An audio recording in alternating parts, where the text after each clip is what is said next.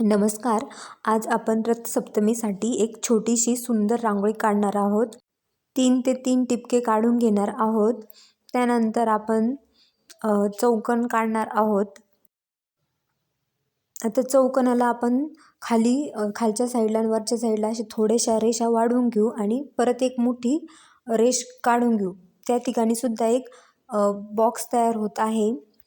अशा प्रकारे दिसत आहे. आता पुढे अशा प्रकारे 2 पाकळ्या काढून घेणार आहोत, दोन्ही साईडला 2-2. आता खालच्या साईडला आपण 2 गोल काढून घेणार आहोत, जसे रथाचे 2 चाक आहेत.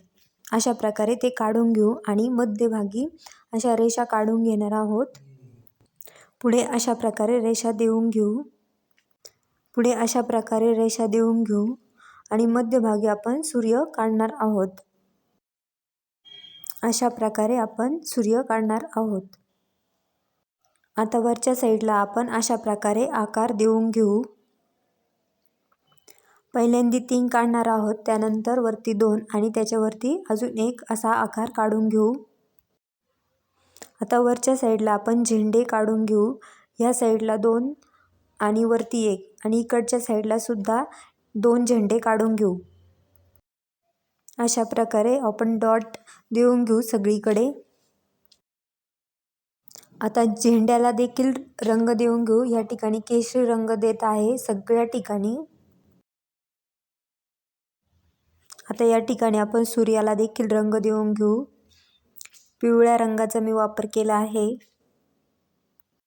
केशरी रंगाचा देखील मी वापर करत आहे.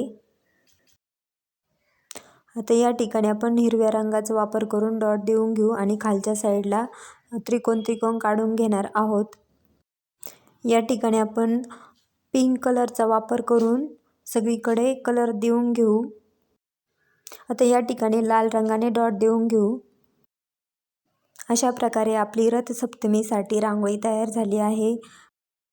तुम्ही नक्की ही रांगोळी काढा. व्हिडिओ बघितल्याबद्दल धन्यवाद आणि तुम्हाला जर व्हिडिओ आवडला असेल तर लाईक, शेअर, सबस्क्राईब करा.